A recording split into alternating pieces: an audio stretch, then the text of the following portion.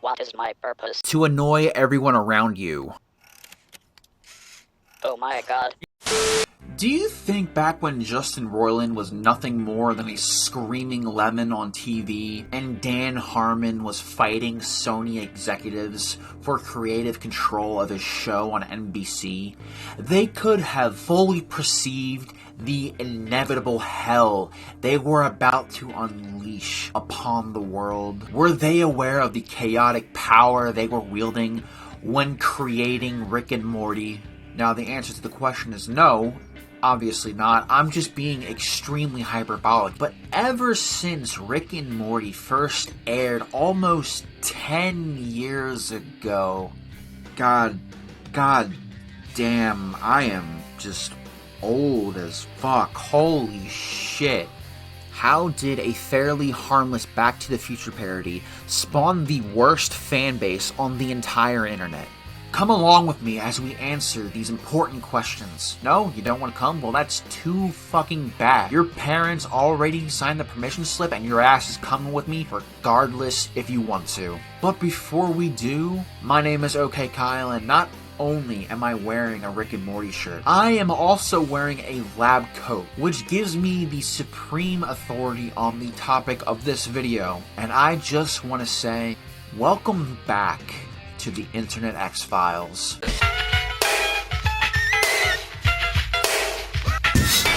Rick and Morty. Do I have to explain the concept and mere existence of the show to you guys who are watching this video? No, I don't. That's great. It saves me a lot of time and trouble. I've traversed to the farthest corners of the internet, and I have encountered nothing but Rick and Morty gatekeepers. These people whose intellect is far superior and larger than me. Their brains have swollen up. They look like fucking Sheen from that one episode of Jimmy Neutron. Just because you like a show, constantly quote it, and leave behind a trail of numerous memes doesn't mean it has to become your fucking default personality setting. We get it. Your skull sponge is massive. You have no discernible personality traits of your own that makes you stand out as a unique person in the world. So you have to latch on to something in pop culture that will help you become someone else. You're a fucking chameleon. But the question still remains, where the fuck did it all go wrong? Well, if we look at the timeline of events that I am about to present to you, it all points to one particular season in the show's history. Season 3. The first omen appeared well before the first episode even aired. This event transpired during Comic-Con 2016. This is where Dan and Justin unwisely released for the world to see an animatic for the unfinished episode entitled Pickle Rick. Only 1.5 minutes of an unfinished episode set the expectations for what was to come, for better and for worse. What Dan and Justin didn't realize, however, was that they had just lit a signal fire, and then the fan base answered in the worst way imaginable. On August 6th, 2017, after an excruciating year-long wait, the much-anticipated Pickle Rick episode aired on televisions around the globe. I turned myself into a pickle, Morty! Boom! Big reveal, I'm a pickle! And after the premiere, the fans took to the internet, buzzing like flies. Not like a fly trapped in your house, no. They arrived on the internet with a buzzing that sounded like a gathering thunder. To give you a visual representation, it was like that scene from A Bug's Life when the cicadas arrived to gather their offerings. It was that obnoxiously loud and annoying for everyone in the vicinity. And for us regular folks on the internet, we were ants, hiding underground from their self-proclaimed genius.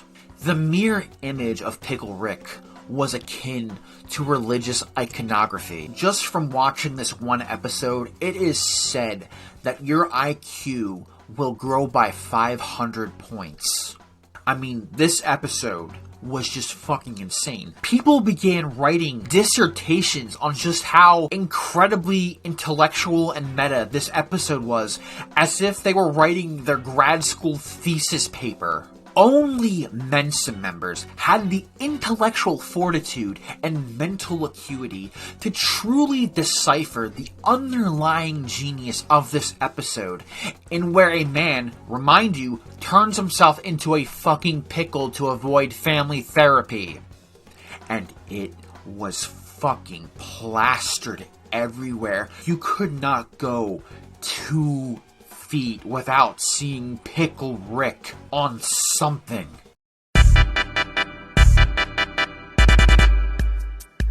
The oversaturation in marketing was, after a while, beyond annoying. However, we have not truly traversed the stupidity that was yet to come.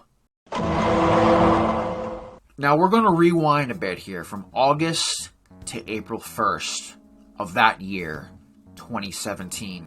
Unbeknownst to the internet and the general populace, the Season 3 premiere episode dropped unexpectedly. And then when the fan base realized their drunken existential role model returned to the airwaves, the fan base gathered en masse. The troglodytes arrived from every cave, sewer, landfill, basement, and crusty bedroom with McDonald's cups filled with stagnant piss to greet their existential alcoholic cartoon grandfather with open arms, to suckle at the tit of his intellectual prowess. Oh, harder, Daddy! And in their virtuous silence, they prayed a silent prayer to become the most insufferable cunts the internet has ever seen. Their skulls were empty and abandoned, stripped of anything resembling intelligence and left to rust, like an old Chevrolet factory in Detroit. Their brains had finally blue screen. All functionality ceased to exist. Trying to reason with one of these dipshit mouth breathers was like trying to get the power back on in Jurassic Park after a hurricane. Because in a world full of Ricks, everyone else is just a simple-minded Jerry. Empty is the skull that proclaims to have the most intelligence. And they were about to announce to the world with an autistic screech just how inescapable their cringe was about to be. If you don't remember, during that first episode, one innocuous line of dialogue was blown out of proportion and became an autistic battle cry for the unwashed masses. This one line rapidly spread, becoming a prominent meme in the fandom. In 1998, they had this promotion for the Disney film Mulan, where they created a new sauce for the McNuggets called Szechuan sauce, and it's delicious. However, this was only the beginning. No one could have expected Rick and Morty to bleed out into reality. Soon after, the fandom's attention turned towards an unlikely source: McDonald's. Over the course of the next 6 months, Rick and Morty fans took to the fucking internet and hounded the company on Twitter to release the precious Szechuan sauce. It was a promotional sauce that was released 20 years ago for the upcoming animated Disney film Mulan. I know what you're thinking, and yes, this is pathetic, it's sad, and yeah, this is a thing people did with their time when they weren't jacking off to lolly hentai.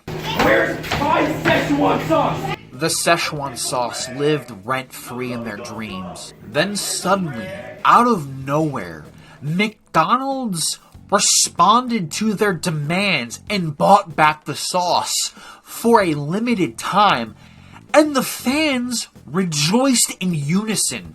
For a single day, on October 7th, 2017, you could go to your local McDonald's and get yourself some of that sweet, succulent Szechuan sauce. But here's where it all went wrong. It's chaos at a McDonald's over, of all things, Szechuan sauce. McDonald's severely underestimated just how many gigabrains would bum rush their restaurants for even just a microscopic drip of that precious meme sauce. Every restaurant only had 20 sauces to give away. Now, if you divide the 20 sauces evenly amongst thousands of people waiting outside your fucking restaurants, like the horde of the undead, you get one giant, colossal, analytical fuck-up.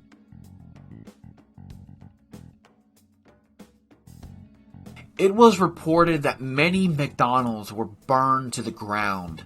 The employees were crucified outside in the play areas for their transgressions, and as a reminder to any other corporation that would dare lie to them.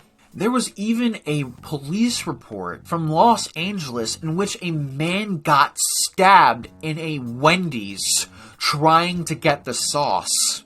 And that poor man has to forever live with the lamest near-death experience ever recorded in all of human history. So, how'd you get that scar on your chest there, Dan?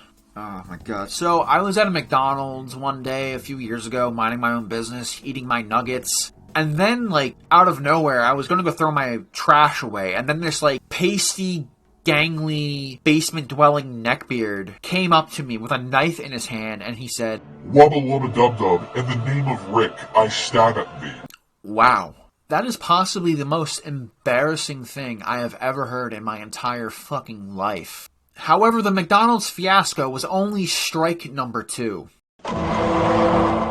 Like most fan bases that exist, the toxic sewer goblins are always the ones to be seen and heard by the public. And this is exactly what happened when they learned that Harmon and Roiland had the fucking temerity to hire female writers. This was blasphemy in its purest form. Because, in a universe where an old man fucks a planet, where interdimensional travel exists, and a civilization was founded and run by copies of the same 2 people, the most unbelievably fictitious element to understand was that women could write an episode of their beloved show, and yet rather than accept this disturbing revelation as fact, they did the only rational thing that comes to mind in these situations. You know exactly what they did.